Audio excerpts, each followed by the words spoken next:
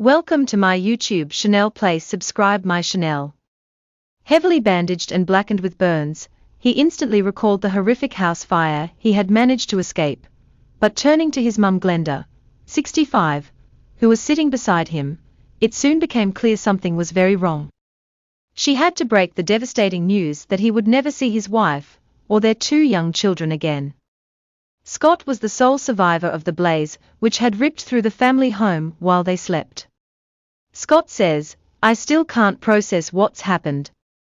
I lost my entire family, everything, in a matter of minutes." Scott is now warning Christmas shoppers to be wary of buying second-hand e-batteries after losing both his partner and their children in the fire 18 months ago. Scott Peden bought a second-hand battery after his own was stolen, and he needed his bike to get to work.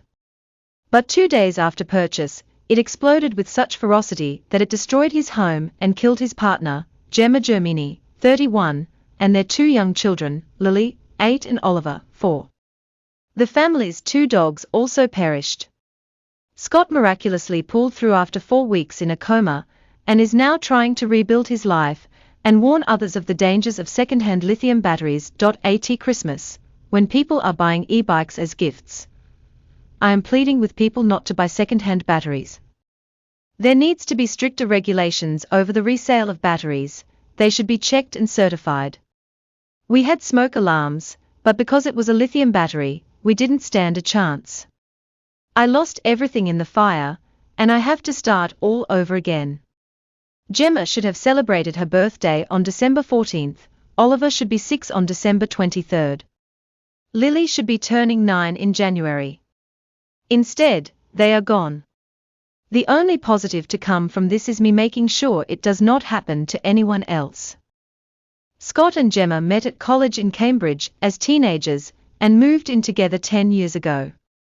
Along with their 2 children, they had a greyhound boxer cross, named Bitsy, and a Dalmatian called Rolo. Scott says, "We were a happy family. Gemma was very maternal and loved being a mum. She was also very artistic. She loved drawing, puzzles and coloring. She had a dream of being a baker, and with Oliver due to start school, she was looking at returning to work. I worked full-time at Marks & Spencer, but with a young family, money was tight." To help out, Scott's mum, Glenda, bought him an e-bike early in 2022, which he used to travel to work. He says, "The e-bike was brilliant.